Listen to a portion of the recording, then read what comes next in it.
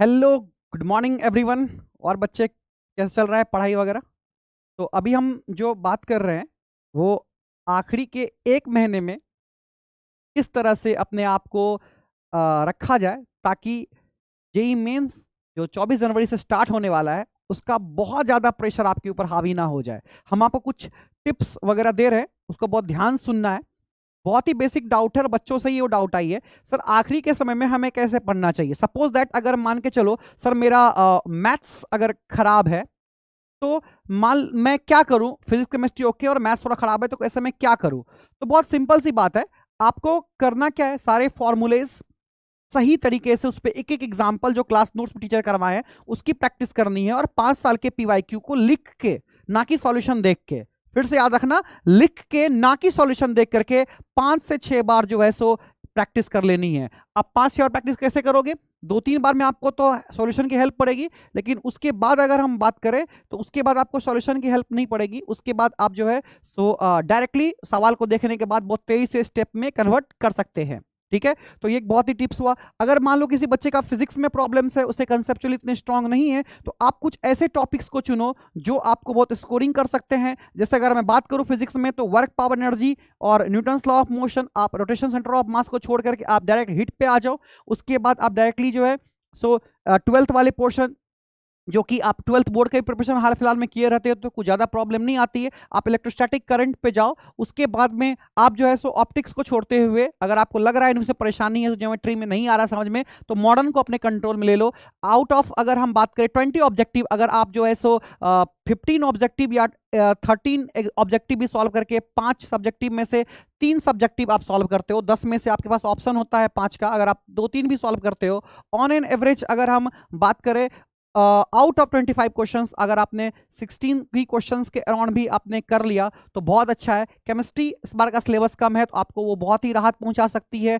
आपको बस रहना क्या है वो यहां लिखा हुआ है, आपको रहना है फोकस। ठीक है ना, एकदम कंप्लीटली फोकस्ड रहना है, एकदम ध्यान केंद्रित करना है। वो कहते हैं ना, अर्जुन को जो है सो चिड़िया नहीं दिखाई देती थी, उसकी आंख दिखाई देती थी। तो वही वाली बातें जो है सो हमें समझना है। आपका ध्यान एकदम केंद्रित होना चाहिए, किसी भी चीज पे ये भटकना नहीं चाहिए। आपको लास्ट टाइम्स में बहुत सारे मटेरियल्स के तरफ नहीं जाना है। आपको अपने अंदर में इतना साहस और इतना जो है सो धैर्य को स्थापित करना है जो ताकि आपको ऐसा ना लगे बीच बीच में, अरे मैं नहीं कर सकता, मुझे भागना चाहिए, मैं अगले साल करूंगा, मैं ये नहीं करूंगा, मैं वो कर लूंगा। याद रखो बेटा, अगर आप बड़े सपने के लिए जी रहे हो तो मुसीबत वहां पे आएगी, और आप उसके लिए अगर आप लड़ लेते हो और अगर आप वहां पहुंच जाते हो तो कहीं ना कहीं लाइफ में आपको ये चीज बहुत हेल्प करेगी जो आपने वहां मेहनत करके आपने वहां से उस चीज को हटा दिया था, उस चीज को क्लीन स्विप दे दिया था और आज आप उस मैदान पे दौड़ रहे हैं। ठीक है, तो मैं आज जो है सो आपको एक छोटा सा पोएम वापस सुना रहा हूं ताकि आप कुछ मोटिवेशनल फील करें। लास्ट टाइम में पढ़ाई आपको मैक्सिमम रखना है बेटा, आपको जो है सो 10 से 15 घंटा, 10 to 15 आवर्स, 10 आवर्स तो मिनिमम होना चाहिए। 15 आवर्स पढ़ सको तो बहुत अच्छा है क्योंकि आपको सारे सब्जेक्ट को कवर अप करना है। ठीक है, पूरे अच्छे तरीके से सारे टेस्ट पेपर्स, जितने पेपर्स आपके इंस्टीट्यूट में हो रहे सबको शुरुआत से देखना है। आपने शुरुआत से जो पेपर्स दिए हैं सारे पेपर्स को इकट्ठा करके अपने पास रखना है और देना है, और कोशिश करना है हर अल्टरनेट डे 3 घंटे का पेपर आपको देना है, दिन में सोना नहीं है। हर अल्टरनेट डे आपको 3 आवर्स के पेपर देने हैं फुल, और आपको सोना नहीं है। फॉर्मूला शीट को हर दिन एक एक बार पूरा याद करो और कोशिश करो एक बार लिख लेने का, क्योंकि वहां पे तुम भूल जाओगे बेटा, है कि नहीं, वहां पे भूलने का बहुत चांस रहता है।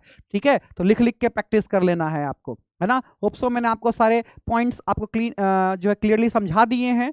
ठीक है, तो कुछ लाइनें इस तरह से है, कोने में बैठकर क्यों रोता है, कोने में बैठकर क्यों रोता है, या चुप चुप सा क्यों रहता है, आगे बढ़ने से क्यों डरता है, सपनों को बुनने से क्यों डरता है, तकदीर को क्यों रोता है, मेहनत से क्यों डरता है, झूठे लोगों के ख्यालों से क्यों डरता है, कुछ खोने के डर से क्यों बैठा है, हाथ नहीं होते नसीब होते हैं उनके भी, हाथ नहीं होते नसीब होते हैं उनके भी, तो मुट्ठी में बंद लकीरों को लेकर लोता है।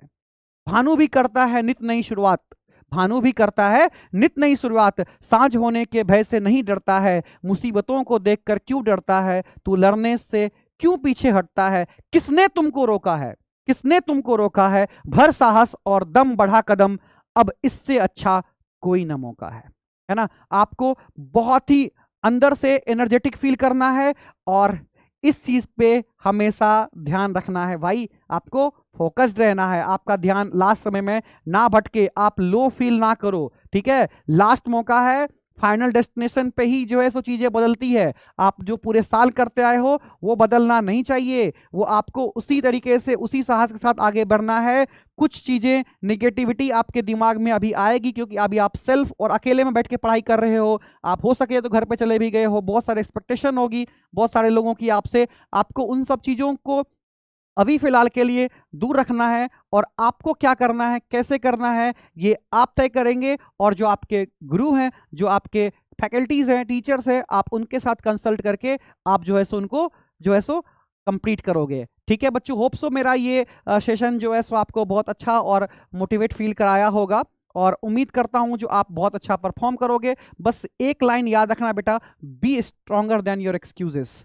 आप अपने एक्सक्यूज से हमेशा स्ट्रांग रखना, हर चीज जो आपको नीचे की तरफ खींचती है आप उसको उतने ही साहस से आगे की तरफ बढ़ाओगे। Thank you.